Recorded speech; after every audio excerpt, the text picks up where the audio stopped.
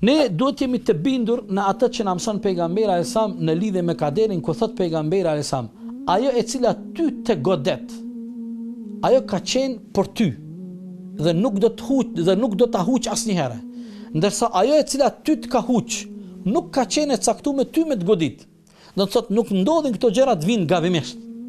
Çdo gjë, çdo caktim i Zotit për ty, qoftë caktim i mirë apo i hidhur, ajo është pjesë e jotja. Ajo është hise e jotja. Ajo është riski yti.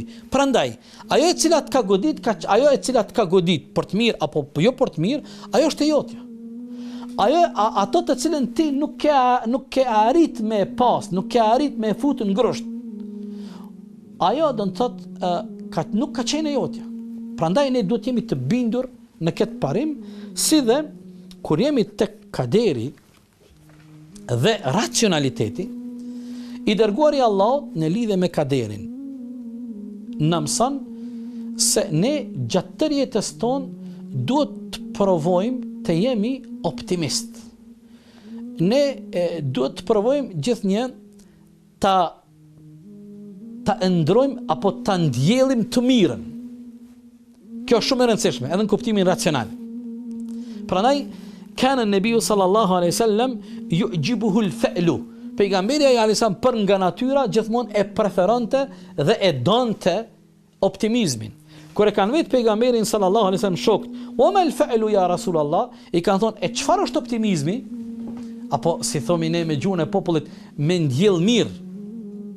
Mos ndjell keq. Mos ndjell kob. Mos u bani njeri që gjithmonë ti ke mendimet errta. E këto në veçanti, do më thonë, kaderi gjithmonë është një sfidë përballë ardhmerisë. Gjithkush ka sfidë ardhmerin, qoftë kuptimin individual, qoftë në kuptimin familjar, qoftë kuptimin shoqëror. Dhe përballë ardhmerisë apo përballë cilës do situate që je, kërkohet që ti t'jesh i qetë, të mendosh mirë, t'jesh optimist. Kur e vetën pejgamberin alayhis salam, e çfarë është optimizmi? Pejgamberi tha el kelimatu tayyiba. Tha optimizmi është fjala e mirë. Ndjell mirë, mendo mirë, mendo pozitivisht, mos mendo errët, mos mendo negativisht.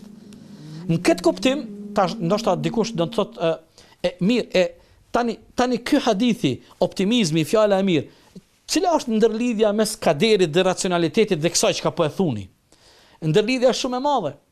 Se në fakt njeriu ndonjëherë nëse nuk mendon mirë, nëse fillon më u frigu për gjëra të caktuara, ai edhe mund të vjen deri në një situatë dhe të vinë rrethana të tilla që ai gjendet në momente shumë të këqija.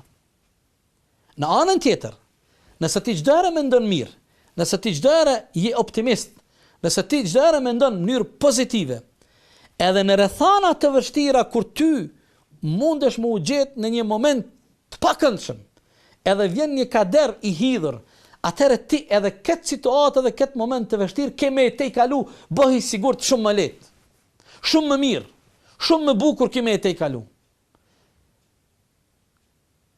Fundja fundit, mendimi pozitiv ty t'jep energji, t'jep forcë dhe t'jep kurajon edhe momentin e vështirë me e te i kalu.